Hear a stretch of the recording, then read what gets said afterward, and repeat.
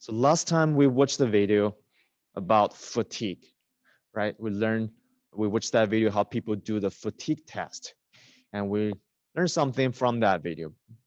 But let's do a summarize. What is fatigue failure?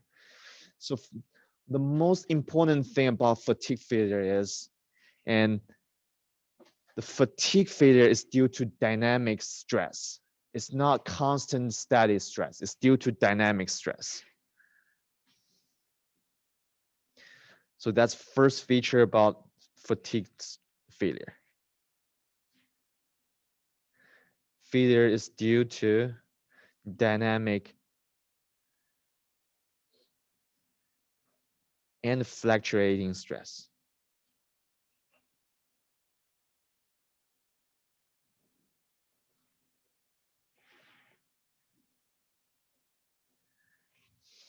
So do you remember the definition for simple fracture? That's something we learned earlier in this chapter. So the definition for simple fracture was under a static stress. Remember that? So here's a difference. For fatigue failure, it's under dynamic stress. And this stress can, okay, let's do that. This failure can occur when stress is much less than the yielding stress or tensile stress.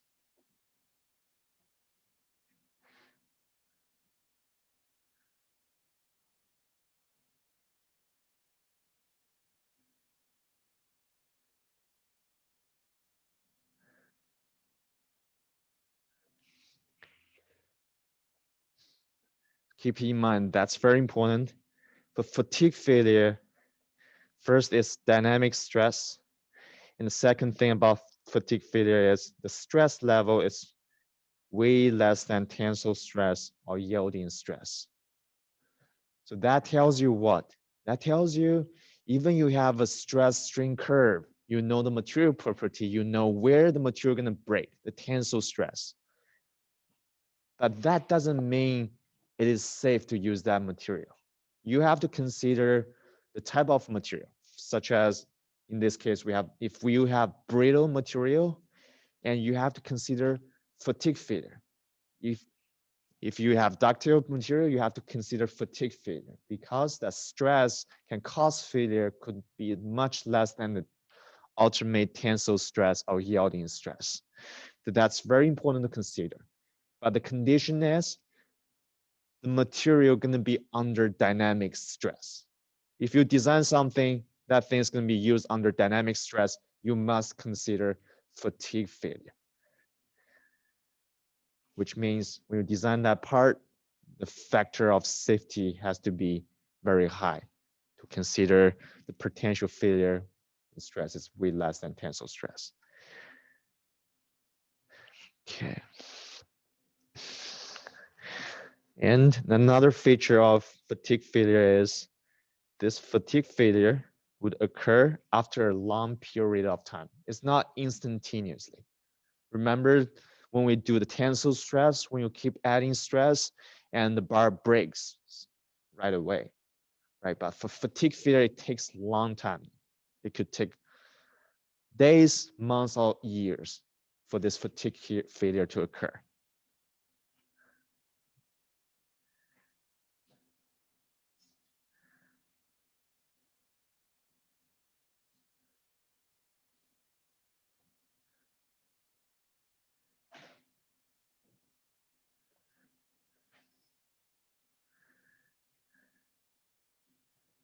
Repeat, not time.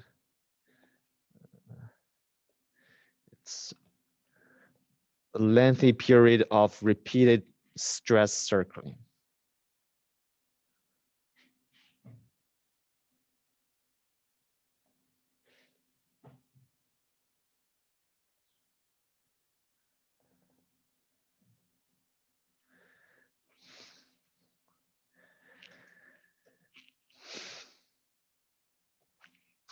Another important thing about fatigue failure is 90% of mechanical failure is related to fatigue failure.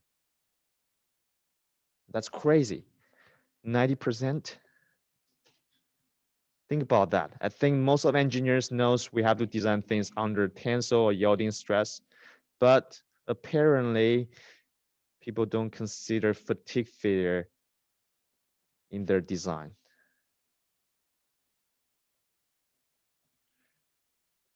So during your design, you're gonna do a senior design in 2 years. Please consider fatigue failure.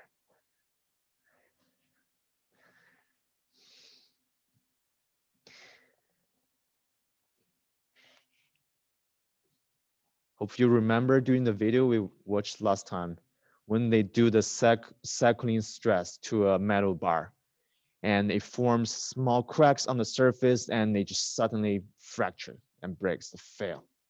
So that means fatigue failure, it's very dangerous. It can be catastrophic because it can occur without any warning, right? We don't see significant plastic deformation break before it fractures. It just form a crack and crack propagates and fracture down. Then disaster happens. So this is a very dangerous failure. It's catastrophic.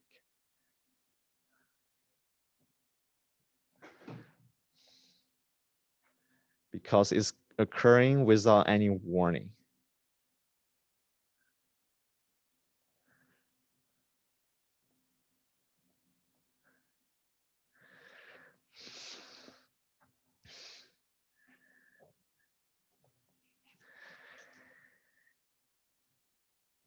And if you look at the fatigue fracture surface, it looks very flat. It looks like a brittle fracture surface. And the funny thing, the interesting thing is even ductile material can experience this brittle-like fracture under fatigue failure. Doesn't matter you're using ductile material or brittle material, they all suffer fatigue failure.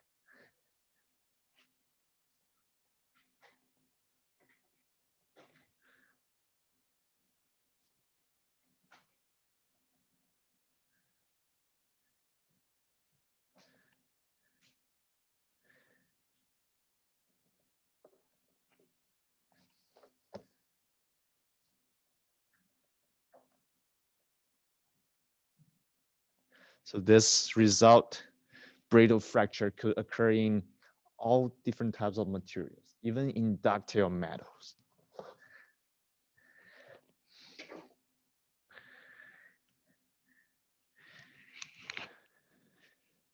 All right, one more thing.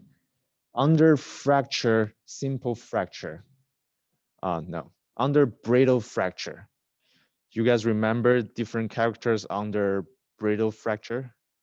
The fracture surface is flat and the direction of fracture is perpendicular to what? Quick quiz here. What? Yes. The direction of fracture is perpendicular to the applied tensile stress. So same here, because fatigue failure lead to brittle fracture. And this fracture surface, it's also perpendicular to the direction of applied tensile stress.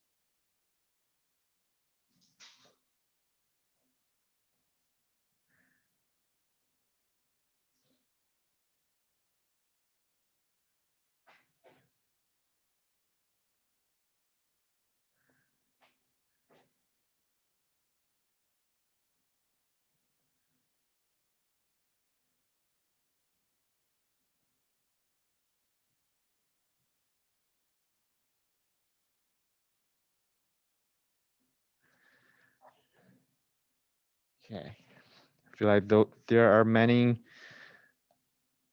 places I can create exam problems, such as the fracture, fatigue failure lead to fracture, brittle fracture, and this direction of surface is perpendicular to the direction of applied tensile stress. And what are other things? Yep. By the way, I'm being grading your the one of the homework asks you to do the exam review to create exam problems. I love it. I love some of the problems questions you guys created. Do you guys like that? Enjoy creating exam problems? Yeah. So I have an idea. So we have another exam coming up, right? Why not? You guys can create in exam questions for that exam. So we're going to have a pool of exam questions. We have 30 people. Each people create 3. We're going to have, wow, that's 90 questions. Then I would pick probably 40% points, worth points from that pool in your exam. Do you think that would be a good idea? So you got, so I will make sure all the problems, the questions you guys created are shared on Moodle, so everybody knows what the questions other people created. So you can prepare your exam based on those questions. And there's a very good chance that a lot of questions will be on your exam. That's something I was thinking when on my way here. I was like, that may be cool. Do you guys like that idea? Want to have a try? Raise your hand if you think, that's not bad. Okay. All right. Okay. I'll think about that. Maybe let's do that for the next exam. Let's see how that goes. Because during exam review, a lot of students were asked, Professor, what would be the question on the exam, right? And we can't answer that question. But if we do this, you already know what question will be on the exams because you guys created the exam question. All right, let's get back to our topic here. So yeah, for fatigue failures, those are the things you need to remember about fatigue failure. And under the fatigue failure test, remember that video? And we have different tests. So that's based on different stress. Now let's talk about different circle stresses.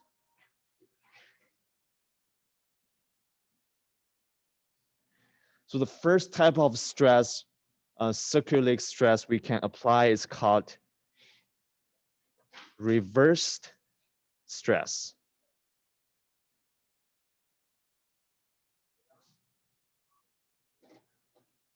Reverse stress circle, actually. Okay. Let's draw a diagram for that type of stress. So on the vertical direction, we have stress, which is sigma. On x direction, we have t, which is time. So the reversed stress circle looks like this. It's a symmetric stress profile. On top, we have maximum sigma. On the bottom, we have minimum stress. So it's symmetric, which means the magnitude of maximum stress equals the magnitude of the minimum stress. It simply just change directions.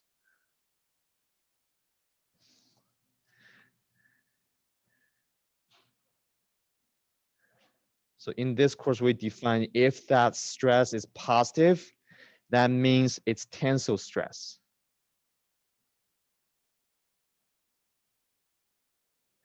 If that stress is negative,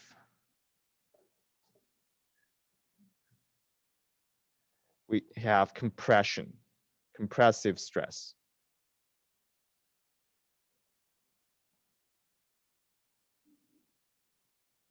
when sigma smaller than 0. So under reversed stress circle, you're applying a tensile stress and compressive stress, and with the same magnitude but opposite direction.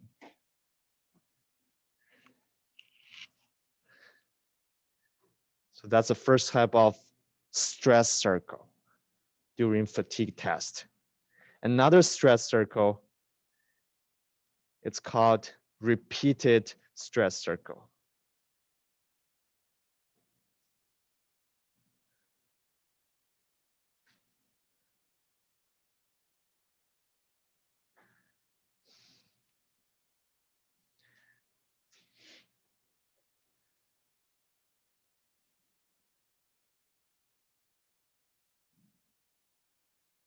Okay, the only difference for repeated stress circle is this stress circle is not symmetric.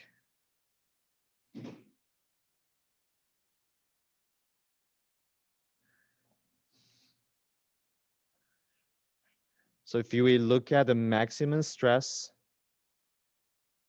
and the minimum stress, the magnitude is not the same. So this is a repeated stress circle. Magnitude of maximum stress doesn't equal to magnitude of the minimum stress.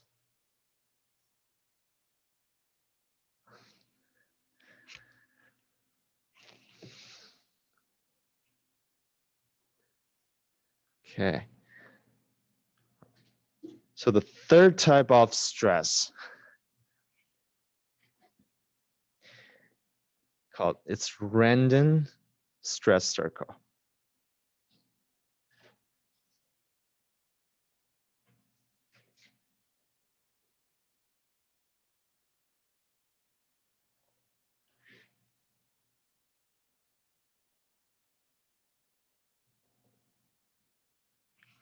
Yeah, it's called random stress circle. That means there's no pattern. It's just random. The stress applied, it's totally random. But the same, on the positive side, we have tensile stress. Negative side, it's compressive stress.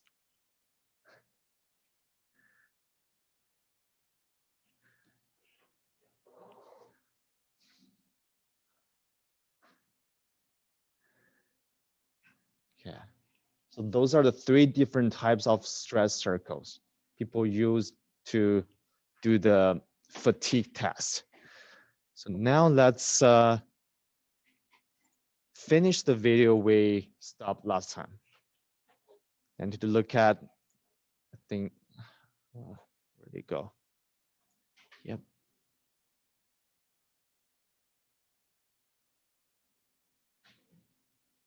Okay, here. Start from here. Yes. Of course, most users don't load their components with a constant cyclic load, but rather in an irregular manner. Therefore, these components have to be tested under this type of loading, termed operational loading.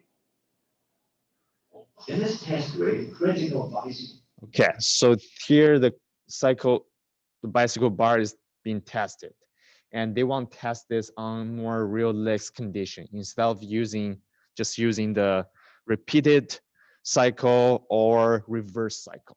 So the cycle you're looking at here, it's a random cycle, random stress cycle. Components are loaded similarly to practical use. Stem and handlebar must endure the typical bending and torsional loads for a sufficient number of cycles. Only then they are approved for serial production. Moreover, the fatigue strength does not only depend on material. The mean stress has an important influence, the shape, the surface quality, environmental conditions, and much more. Not an easy story. Before an aircraft is allowed to take off for the first time, it has to go through extensive stress tests. The wings and many other elements are cyclically loaded in large test rigs. This later ensures the safe operation of the aircraft. Nevertheless, particularly important components are repeatedly examined for fatigue cracks in the course of operation. The tram, for instance, has to go to the test hole at regular intervals. Experienced staff use ultrasound to examine special components, especially the wheel set axles, to check whether they are still in perfect condition. Aircraft are also inspected for fatigue cracks at reasonable intervals. This helps us to depart hot air travel without worry and land again safely.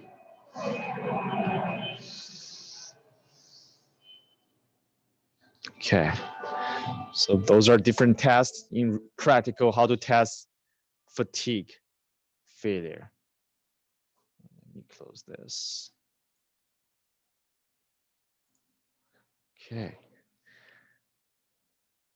So remember, we have 3 different types of testing stress circles. All right.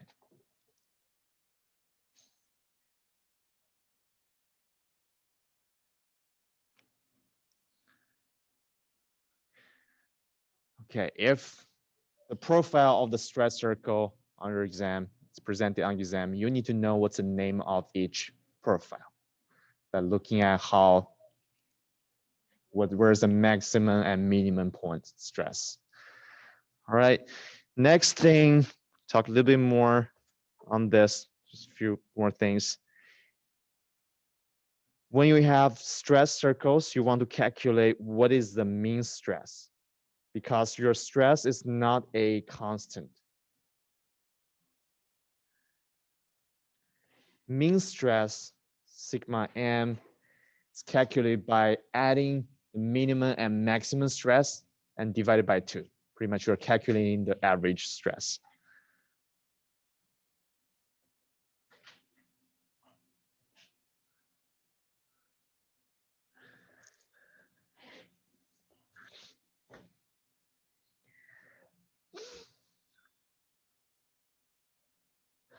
Okay, if we look at the first type of stress circle, reversed stress circle, what's the mean stress going to be? Yes, so the mean stress for this reversed stress circle can be 0. If I ask you which stress circle has 0 mean stress, and you need to tell me reverse stress circle has that 0 mean stress. Okay. Next thing is the range, how to calculate the range of stress. We use symbol sigma r to represent range of stress. It's pretty simple, just use the maximum stress minus the minimum stress. I will tell you the range. Next thing is stress magnitude, amplitude, sorry.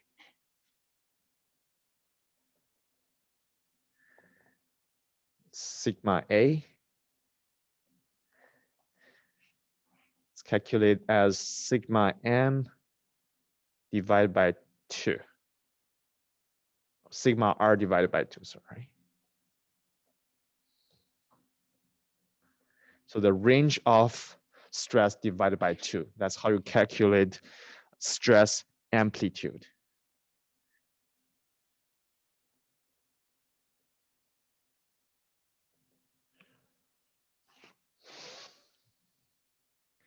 Okay, the last one, it's called stress ratio.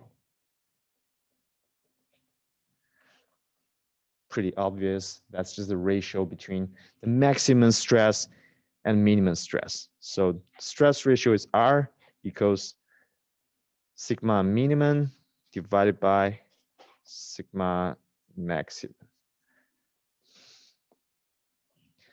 So when that stress ratio equals -1, what's the stress circle is called?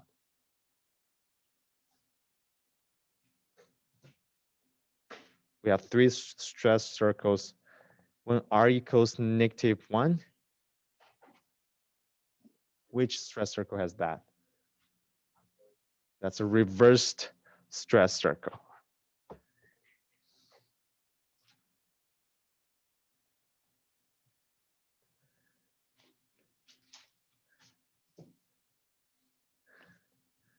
Okay, so that tells us, let's go back, read that here.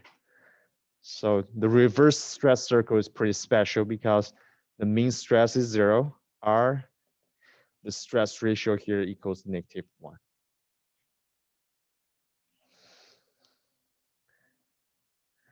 Right, those are everything you need to know about stress circles, 3 different types of stress circles and their different characters, and how to calculate mean stress. If you're presented with a stress profile, you need to calculate what is mean stress, what is the range of stress, how to calculate stress amplitude. Okay.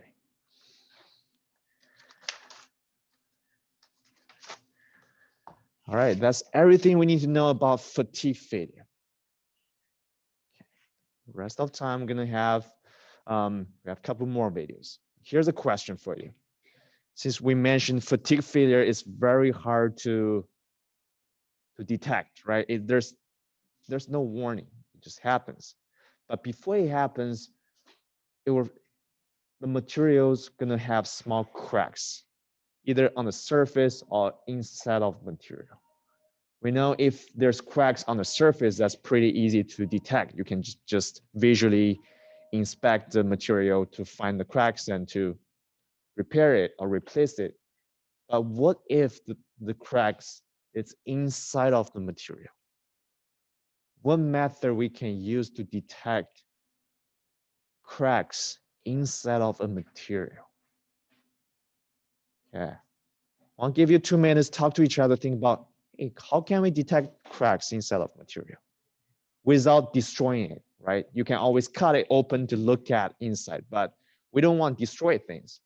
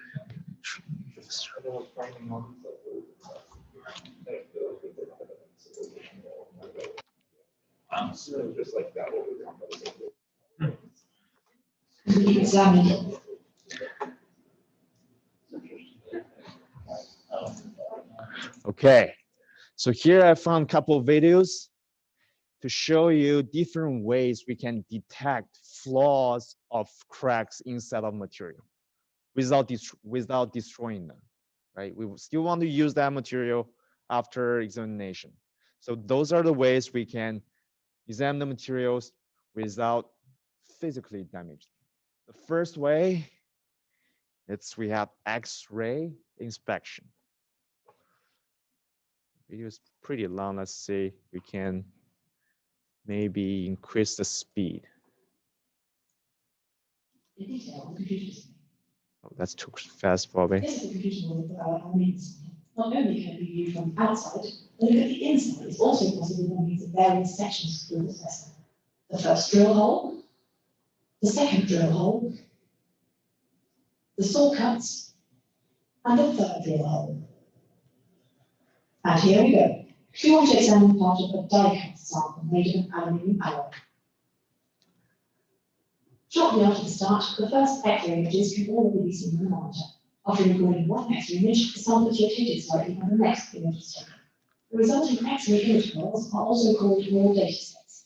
Like here, the raw datasets enable a reconstruction of the individual cross sections. and, based on them, the calculation of the computer model.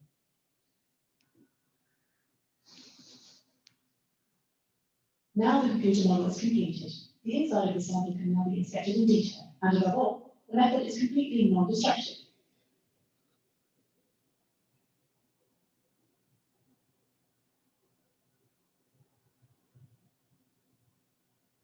Many pores of different sizes can be seen. The pores are filled with air that has been trapped in the course of the die casting process. The venting of the die has not been good and has led to a great number of large air inclusions.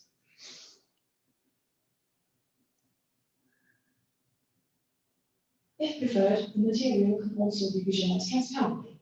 Then the defect surfaces appear bright. The following image shows an enlarged section of the sample in red-green technology. With ordinary red-green glasses, the pores in the interior of the material can also be experienced in 3D. Computed tomography is a fantastic method, so it is not surprising that it is being used more and more as an excellent non-destructive testing method in material. Okay, so that's X-ray. Any of you thought about X-ray during your discussion? Okay, great. All right, next method is pretty cool. It's called eddy current testing. So for the only electrical engineer guy here, have you thought about that? Non-destructive examination, eddy current testing. Eddy current testing has been indispensable for a long time, both as a non-destructive material examination by hand and as a fully automatic method. Near surface defects in workpieces can be tracked and specific material properties can be determined. How does eddy current testing work? It is based on electromagnetic induction. The animation shows a coil, which can be connected via an electric current meter to a voltage source. Okay, sorry, let me share this. So, okay. After applying a direct voltage to the coil, the electric current first increases fairly quickly, then more slowly, according to the inductance of the coil. Eventually, it reaches the level resulting only from the ohmic resistance of the coil. The current creates magnetic fields that flow around every small piece of coil wire. The individual fields superimpose and form the total magnetic field depicted here in blue. If an alternating voltage is applied to the coil, the effective current through the coil is much smaller than when applied direct voltage. The reason for this is the alternating magnetic field, which generates a counter voltage in the coil by self-induction. The counter voltage in turn reduces the current consumption. Pushing an electrically conductive tube through the coil increases the effective current significantly. This is because the alternating magnetic field of the coil induces the current in the tube in circumferential direction, the eddy current. The eddy current in turn generates its own magnetic field, which counteracts the magnetic field of the coil. Consequently, the self-induction is low and the current consumption high. When a defect, for example a crack, comes into the path of the eddy current, the current consumption of the coil drops. The eddy current has to flow around the defect. The path of the eddy current is no longer, and the electrical resistance of the eddy current circuit is larger. This leads to a reduced magnitude and a reduced magnetic field of the eddy current. The self-inductance of the coil is increased, and the current consumption decreased. In practice, the alternating current frequencies are not as low as shown here for demonstration. They are much higher, typically in the region of some kilohertz. From now on, we're going to omit the magnetic field lines in the animation and represent the eddy current in a simplified static way. How does the technique work in practice? In eddy current testing with coaxial approach, the coils are either pushed coaxially over the workpiece or pushed through the workpiece. This is our simple test setup. The alternating voltage source, the electric current meter, the coil. Cables lead from the alternating voltage source to the electric current meter, then to the coil, and back again to the voltage source. Our sample is a tube made from an austenitic non-magnetic steel. We have purposely machined two cuts through the tube wall, one in longitudinal direction and one in circumferential direction. And here we go. The materials tester connects the return cable to the alternating voltage source. This closes the electrical circuit. The current consumption of the coil is still relatively low. Once the coil is positioned over the intact part of the tube, the magnitude of the current is high. The current decreases in the region of the longitudinal cut and reaches the original magnitude again in the intact part of the tube. The cut in circumferential direction has apparently no influence on the current. The animation shows the physical current. Low current consumption, as long as the coil is still far away from the tube. The reason for this is the undisturbed self-induction. Much higher current in the region where the tube is intact. The reason here is the eddy current, its own magnetic field, and the reduced conductance of the coil. Smaller current consumption at the longitudinal cut because the path of the eddy current is longer. The eddy current is lower and its magnetic field is smaller here. Full current consumption at the region with the still cut in circumferential direction, as if there were no cut at all. The flow of the eddy current is almost undisturbed. Obviously, it is not possible to detect crack-like defects that run along the flow lines of the eddy current. Back in the laboratory, we observed the same phenomenon in reverse direction. That tells you this eddy current testing method is only good when you have cracks, which is on the axial direction, right? And also there's another limitation. The tested material must conduct current, right? If it is a material that cannot conduct current, you couldn't use that for this type of test. So each different method has their own limitations. That's everything you need to know about eddy current testing. I have one more. Ultrasonic. Anybody thought about ultrasonic? Raise your hand. Okay. Let's look at how ultrasonics used.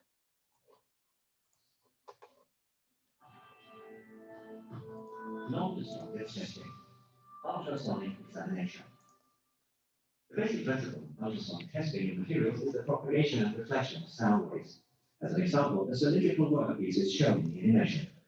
The longitudinal section through the cylinder shows the position of the atoms extremely magnified and simplified as a single crystal. To begin with, the rigid unyielding stop is attached to the right front end of the cylinder. At the left front end, the disc is installed. It will be used to transmit and receive sound waves. Pushing and pulling briefly at the disc causes a longitudinal sound wave to propagate through the cylinder. When the sound wave reaches the rigid stop at the right side, it is reflected and runs back towards the disc, which now serves as a receiver. A free end is also able to reflect a wave. In this case, however, the tensile side runs ahead with the reflected wave and finally deflects the receiver to the right. The reflected wave is even reflected again and actually travels for several times across the length of the cylinder. But this is not shown in the animation for the sake of simplicity. So if a sound wave is generated at one end of the workpiece, it will travel through the material with its speed of sound. At the free end of the workpiece, the sound wave is reflected and it returns to the transmitter, which then acts as a receiver. For ultrasonic testing of the workpiece, not a large transmitter is used in most cases, but a rather compact one, which generates a short ultrasonic pulse. At a place free from defects, the ultrasonic pulse travels to the right front end, also turns backward, the pulse is reflected and recorded again as an echo. When the transmitter is moved a little downwards, the cavity reflects a part of the wave. That part arrives earlier at the transmitter than the rest of the sound. Even further downwards, the cavity reflects a complete ultrasonic pulse. For material testing, either the echo of these effects can be utilized. This is the pulse echo mode, or the phenomenon that hardly any sound waves pass through the reflection. This is called the through transmission mode. In pulse echo mode, the transducer installed in the probe performs both the sending and the receiving of the ultrasonic pulse. On a computer monitor, the intensity is being plotted upwards on the y-axis and the time towards the right on the x-axis. With the probe at a place free from defects, only two signals may be seen on the monitor: the transmission pulse and the echo resulting from the lower surface of the workpiece, termed backward echo. Moving the probe towards the right leads to an additional echo created by the defect. Even further towards the right, only the defect echo is visible apart from the transmission pulse. In our laboratory, there is a green painted steel cylinder to be found. It contains artificial defects which are invisible from the outside. To track down the defects, the material tester uses the pulse echo method. This is how a typical probe looks like. Under the bright wear plate, a piezoelectric disc is installed. It can transmit and receive ultrasonic pulses. It's pretty similar with detecting babies, right? The monitor intensity is plotted upwards and the time is plotted to the right. After placing the probe on top of the cylinder, initially no echo at all may be seen on the monitor. The reason for this is the too small contact area between the probe and the workpiece. Only with the use of a gel, so-called couplants, the ultrasonic pulses can get into the workpiece and can also go back into the probe. Now the backward echo turns up on the monitor. The material tester spreads out the gel evenly on the top surface. That way she is able to examine the entire cylinder. Using the velocity of sound in the material, one can plot the calculated depth on the monitor to the right instead of time, a very useful feature. With the help of so-called trigger gates, which may be set on the echoes of the computer mouse, the depth of the defects can easily be read off at the lower left-hand corner of the monitor. The cylinder backbone has a depth of about 200 millimeters below the probe, so the cylinder has a height of 200 millimeters. And here we go. The material tester scans the upper front end of the cylinder with the probe and observes the monitor. A defect echo appears in the monitor. This defect is located in a depth of 130 millimeters below the surface.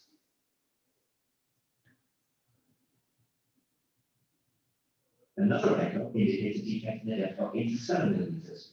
The second smaller echo, at 174 millimeters, is caused by double reflection of the same imperfection. And these are the defects. The drill hole and saw cut filled up near the surface and painted, they are not visible from the outside. The drill hole in a depth of 130 millimeters.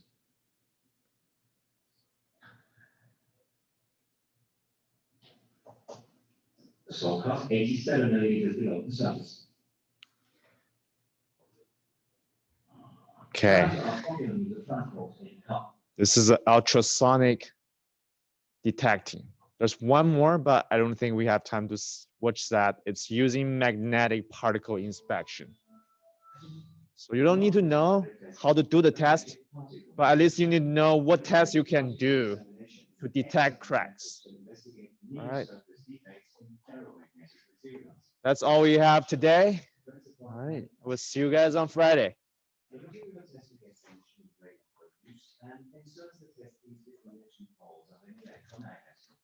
Then she takes a bottle with a suspension of magnetic particles, turns on the electromagnet with a foot switch, and applies the suspension of magnetic particles onto the test case.